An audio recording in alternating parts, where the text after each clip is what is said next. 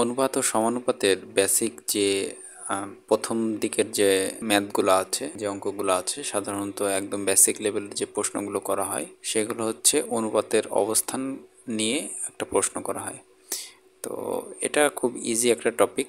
যারা এসএসসি পরীক্ষার্থী আছে বা হচ্ছে নবম দশম শ্রেণীতে যারা পড়তেছে তাদের জন্য তো এটা লাগেই, অনুপাত সমানুপাত, এবং চাকরির পরীক্ষায় এটা খুবই কমন একটা বিষয়। তো আজকে আমরা এটার প্রথম যে টপিকটা সেটা আমরা দেখব। আসসালামু আলাইকুম। তো চলুন অনুপাত সমানুপাতের বেসিক অঙ্কগুলো করা যাক। তো দেখেন, প্রথমে একটা সমস্যা আছে, দেওয়া আছে যে দুটি রাশির অনুপাত 8:1, পূর্ব রাশি 24 হলে উত্তর রাশি কত? তাহলে আমরা এর আগেই বলেছি যে এখানে যে অনুপাতটা দেওয়া আছে 8:1, 8:1, তো এটাকে আমরা বলি হচ্ছে পূর্ব রাশি। এটা হচ্ছে আমরা পূর্ব রাশি। আর দ্বিতীয় যেটা থাকবে সেটাকে আমরা বলি উত্তর রাশি। এটাকে আমরা বলি উত্তর রাশি। তো দেখেন, এ ধরনের অঙ্ক করার ক্ষেত্রে তাহলে হতে পারে পূর্ব রাশি 24, তাহলে কিভাবে হলো? তো অ্যাকচুয়ালি আগেই বলেছি, এর আগের ভিডিওতে আমি বিষয়টা ক্লিয়ার করেছি। যারা ওই ভিডিওটি দেখেননি, আমি ডেসক্রিপশনে লিঙ্ক দিয়ে দেবো, আপনারা ওই ভিডিওটা দেখে নিলে আপনারা অনুপাত সমানুপাতের একদম বেসিক, অর্থাৎ একদম শুরু থেকে শুরু করেছি ওইখানে। তো এখানে একদম অনুপাত সমানুপাতের ধারণাটা দেওয়া আছে, ওই ভিডিওটা দেখলে আপনার বিষয়টা ক্লিয়ার হয়ে যাবেন। তো সেখানে বলেছি যে অনুপাত কিন্তু পূর্ণাঙ্গ মান না। সো অনুপাতের অঙ্ক করার ক্ষেত্রে আপনাকে অবশ্যই ধরে নিতে হবে। তাহলে এখানে আমরা ঠিক ধরে নিব পূর্ব রাশি হচ্ছে 8x আর উত্তর রাশি হচ্ছে 1x, মানে শুধু x। আমরা এই দুটোকে জাস্ট ধরে নিব। তাহলে দেখেন, এখানে পূর্ব রাশি দেওয়া আছে 24, তাহলে আমরা পূর্ব রাশি 8x সমান সমান আমরা লিখতে পারি 24 আমরা লিখতে পারি। তাহলে পূর্ব রাশি সমান সমান আমরা 24 লিখতে পারছি। তাহলে এখানে অনুপাতটাকে আমরা ধরে নিয়েছি। তাহলে আমরা যদি 8কে ওই পাশে নিয়ে যাই তাহলে আসবে 24 ভাগ হচ্ছে 8, তাহলে হয় 3। তাহলে এক্সের মান হচ্ছে 3। তাহলে পূর্ব রাশি দেখেন এখানে বের হয়ে গিয়েছে, পূর্ব রাশি আছে 24, তো দেওয়া আছে। তাহলে উত্তর রাশি হবে, এক্সের মান যেহেতু 3, তাহলে উত্তর রাশি হচ্ছে 3, একের সাথে 3 গুণ হবে। তার মানে হচ্ছে পূর্ব রাশি অর্থাৎ উত্তর রাশি হচ্ছে আপনার উত্তর রাশি সমান সমান 3। এটা আপনার অ্যান্সার। তো আশা করি বিষয়টা বুঝতে পেরেছেন প্রথমটা। তাহলে পরেরটাও সেম সেম কোয়ালিটি, এবং এটাকে আমরা করব। তাহলে আমরা পূর্ব রাশিকে ধরে নিব, উত্তর রাশিকে ধরে নিব। তাহলে পূর্ব রাশি হচ্ছে 8, তাহলে আমরা ধরে নিলাম 8x, আর উত্তর রাশি আমরা ধরে নেব 15x। ওকে, তাহলে এখানে পূর্ব রাশি সমান সমান 40 দেওয়া আছে, তাহলে 8x সমান সমান 40। তাহলে এক্সের মান বের করব আমরা, 8কে পেশে নিয়ে যাব, 40 ভাগ 8, তাহলে সমান সমান হচ্ছে, আমরা যদি কাটাকাটি করি তাহলে আমরা পাচ্ছি 5। তাহলে এক্সের মান আমরা পাচ্ছি 5।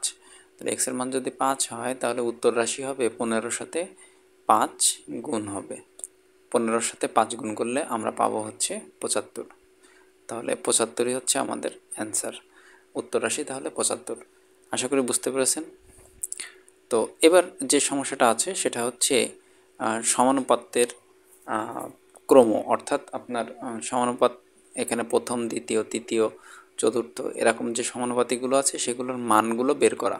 এখানে যেহেতু সমানুপাতের 4টা রাশি থাকে, সো আমরা প্রথম যে রাশিটা আছে সেটা হচ্ছে 8, দ্বিতীয় যে রাশিটা আছে সেটা হচ্ছে 12, আর তৃতীয় হচ্ছে আমাদের দেওয়া আছে 8।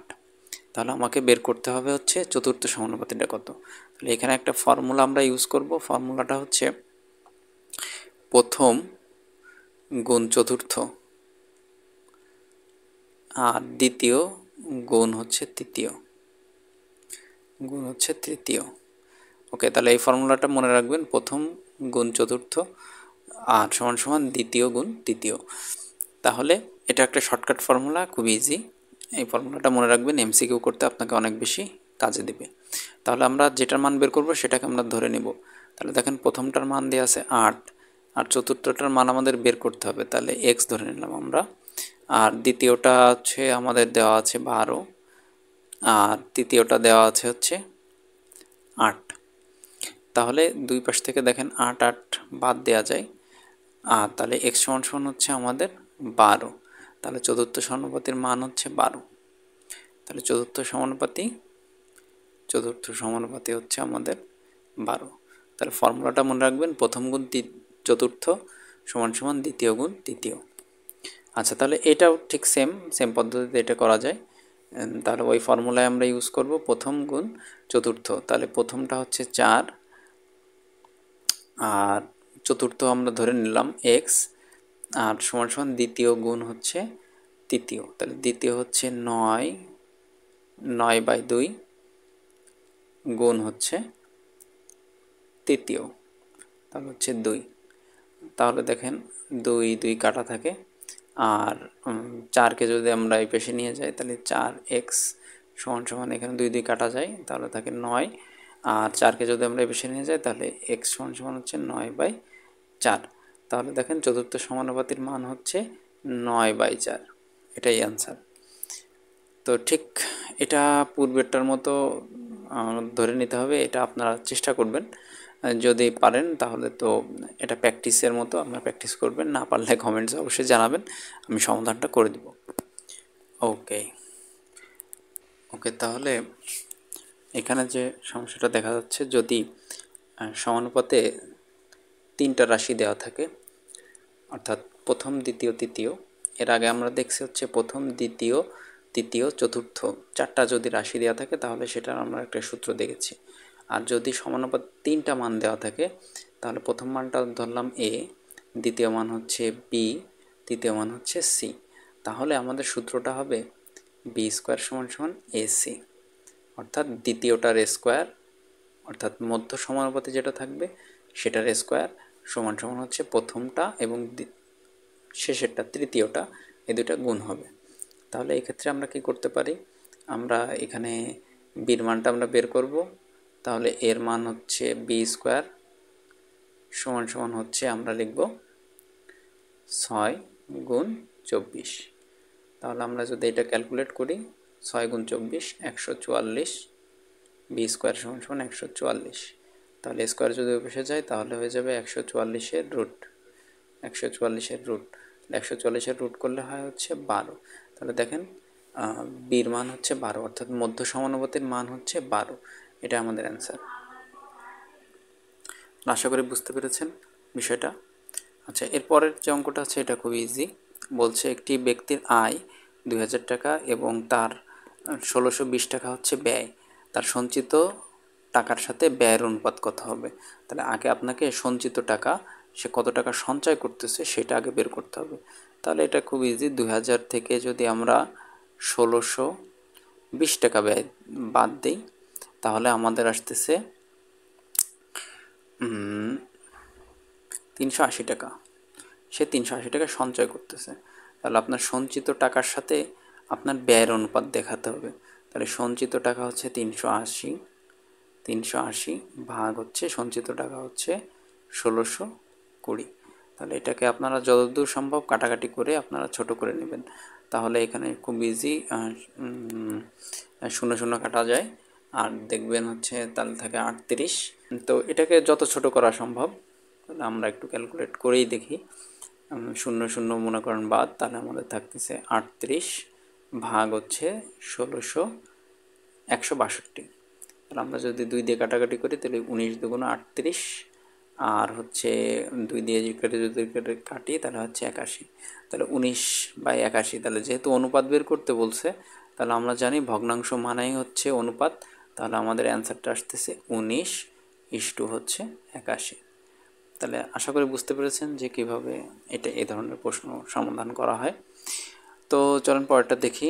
পরেরটা বলছে একটি পণ্যের বিক্রয় মূল্য 612 টাকা এবং হচ্ছে 388 টাকা ক্রয় মূল্য রয়েছে। তাহলে লাভ ও ক্রয় মূল্যের অনুপাত নির্ণয় করুন। তাহলে এটা ঠিক আগের অঙ্কটার মতো, আমাদের আগে লাভটা বের করতে হবে। তাহলে আমাদের 612 টাকা অর্থাৎ বিক্রয় মূল্য থেকে আমাদের ক্রয় মূল্যটা বাদ দিতে হবে। তাহলে আমরা এটা বাদ দিয়ে দেব।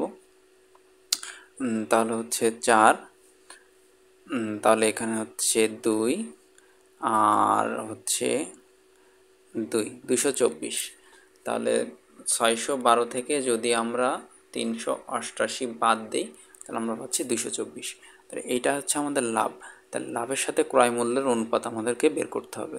তাহলে লাভ আগে কিন্তু লাভ একটা জিনিস এটাকে এখানে অবশ্যই খেয়াল রাখতে হবে। প্রথমে যে অংশটা থাকবে দেখেন এখানে প্রথমে লাভ আছে, সো আমাকে লাভটাকে কিন্তু আগে লিখতে হবে। ঠিক আছে, কখনোই লাভটাকে পরে লেখা যাবে না। ঠিক আছে, পরে যেটা থাকবে সেটা কিন্তু পরেই বসবে। তাহলে ক্রয় মূল্য হচ্ছে 388 টাকা। ঠিক আছে, তাহলে আমরা যদি 2 দিয়ে এগুলোকে কাটাকাটি করি, আগে ছোট ছোট করে ভাগ করে নেবেন, যেহেতু বিশেষ করে চাকরির পরীক্ষার ক্ষেত্রে আপনার হাতে কিন্তু ক্যালকুলেটর থাকবে না। সো আপনি ছোট ছোট করে ভাগ করে নেবেন।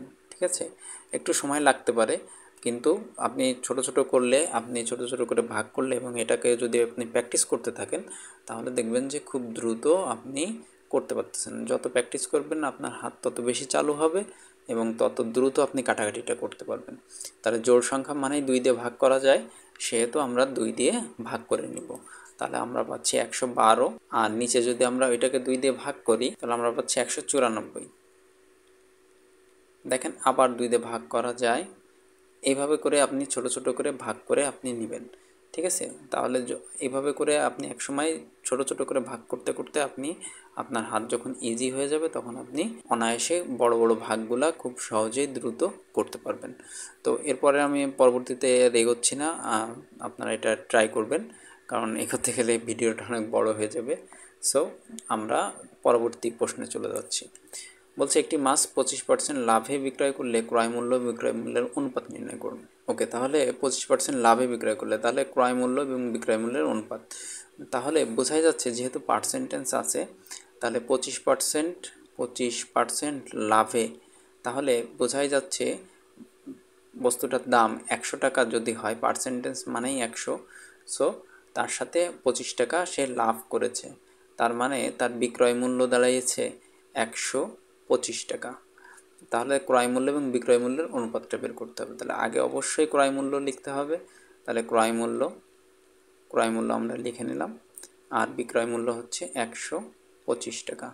তাহলে এটাকে যদি আমরা কাটাকাটি করি, 25 দিয়ে কাটাকাটি করা যায়, 4 25 100, আর 25 দিয়ে এটাকে কাটলে হচ্ছে 5 25 125, তাহলে 5, তাহলে 4:5।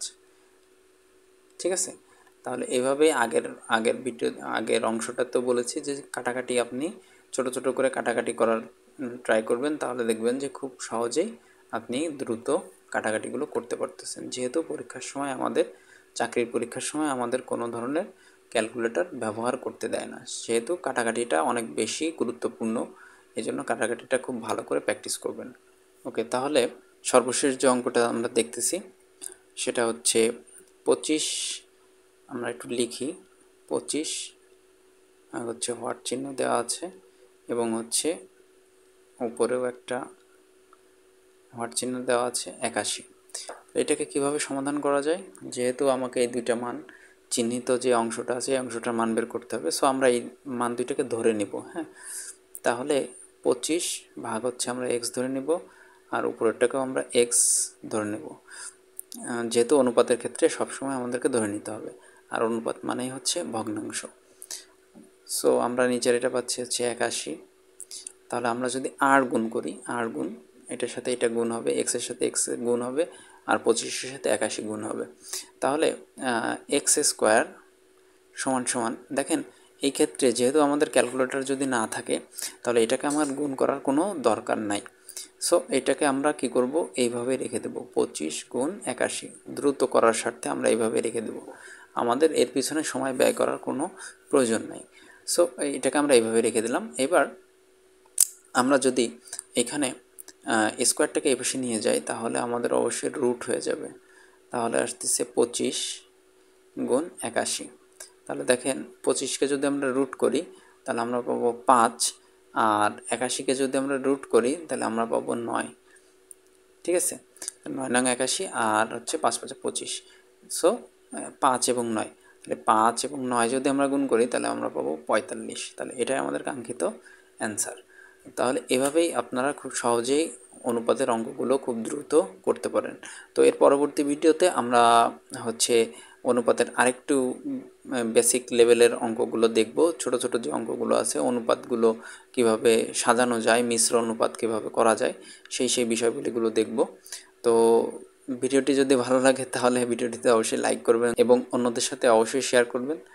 আর আমার এই ছোট্ট চ্যানেলটি সাবস্ক্রাইব করবেন এরকম আরও আপডেট পেতে। তো ভালো থাকেন সবাই, কথা হবে পরবর্তী ভিডিওতে অনুপাত সমানুপাতের আরেকটা টপিক নিয়ে।